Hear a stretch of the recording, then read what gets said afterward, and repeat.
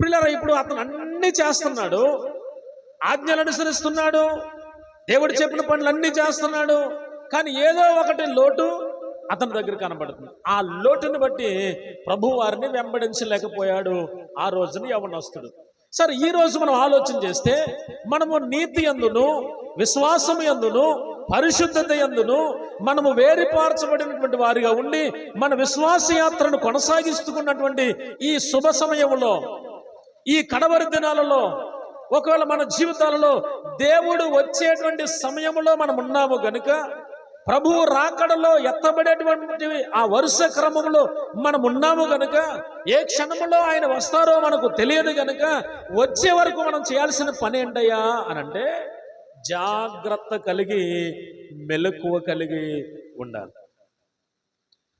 ఇప్పుడు 10 మంది కన్యకుల గురించి కూడా మనం చాలాసార్లు విన్నాం.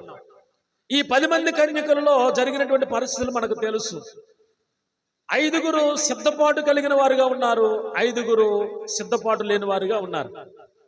తీరా పెండ్లి కుమారుడు వచ్చిన తర్వాత గబగబా నూనె కావాలని అడుగుతుంటే, మీరు వెళ్ళి కొట్టుకాడికి వెళ్ళి కొనుక్కోండి అన్నాడు. వారు అలా వెళ్ళి వచ్చే సమయానికి రానై ఉన్నటువంటి పెండ్లి కుమారుడు వచ్చేసారు. వచ్చిన తర్వాత తీరా వాళ్ళందరూ మిగతా 5 లోపలికి వెళ్ళిపోయారు. తర్వాత వెళ్ళొచ్చి తలుపు కొడుతుంటే, మీరెవరో నాకు తెలియదు అన్నాడు. అంటే అప్పటి వరకు ఎదురు చూశారు, చివరి క్షణం వరకు కాపాడుకున్నారు విశ్వాసాన్ని, చివరి క్షణం వరకు వారు దేవుని సన్నిధిలో భయభక్తులు కలిగి ఉన్నారు. కానీ ఒక చిన్న పొరపాటు వల్ల వెళ్ళవలసినటువంటి గమ్యస్థానానికి వాళ్ళు వెళ్ళలేకపోయారు. ఇప్పుడు ఈ పౌలు గారు కూడా ఇక్కడ మాట్లాడుతున్నటువంటి మాట ఏంటంటే, అయ్యలారా, మీరు అతిశయపడుట మంచిది కాదు. అతిశయపడేది ఏ కారణాన్ని బట్టి మీరు అతిశయపడుతున్నారు? దేనిని బట్టి మీరు అతిశయపడుతున్నారు?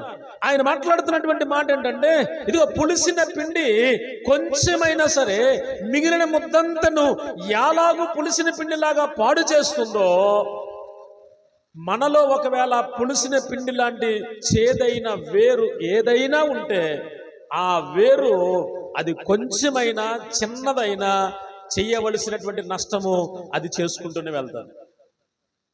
నా మాట అర్థమైందా?